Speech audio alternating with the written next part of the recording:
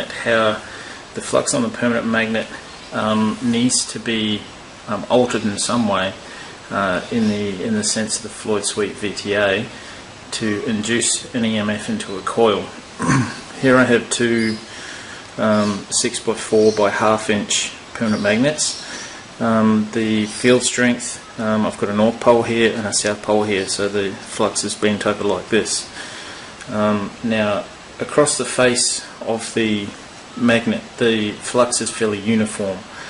So what I want to show first of all is that if I move this coil across the face of the permanent magnet, even though there is a flux cutting and the coil was cutting the flux, being that the flux is uniform from the face of the permanent magnet, there's nearly no EMF induced in the coil. Basically what's happening is we've got an EMF going one way on this side of the coil, and we've got an EMF going the same way on this side of the coil, so essentially it's a dead short.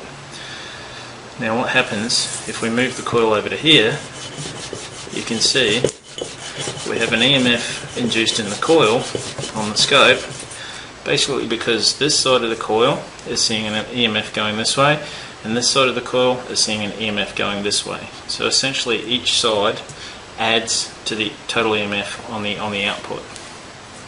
So I think it's very important to show that the magnets in the Floyd Sweet VTA were altered if Floyd was using standard Faraday law theory.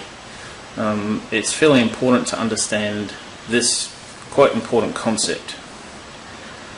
This concept is fairly well known in the magnetics industry, but it's not really written anywhere. This is something that's sort of not really hush-hush, but it's something that's not really well known.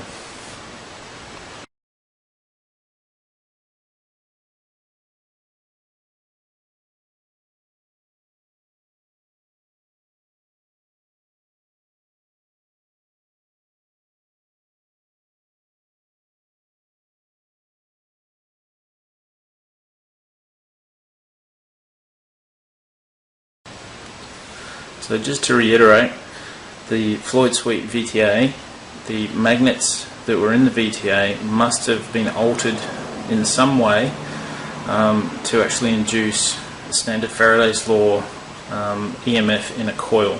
Otherwise the fields would have been too uniform and the fields would not have induced an EMF in the coil. For example, if we've got a uniform north field moving right across the magnet, right across the coil, if the magnet's over here and it's moving in, it will induce an EMF because this side of the coil has a reduced EMF. If the coil's directly on top, like I showed before, and it moves like that across the face of the magnet, there's nearly no EMF induced because it's a dead short. Whereas if we move it over here, we see an induced EMF.